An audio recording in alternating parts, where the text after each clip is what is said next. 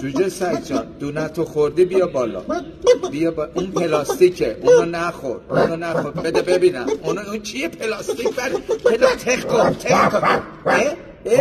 چه پلاستیکی آخه تخ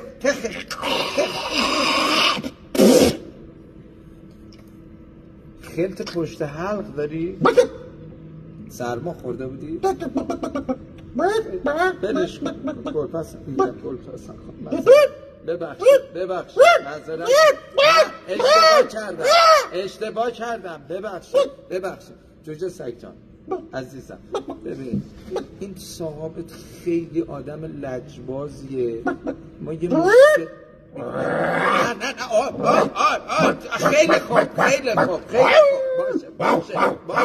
باشه صاحبت لجباز نیست خیلی هم آدم خوبیه من اشتباه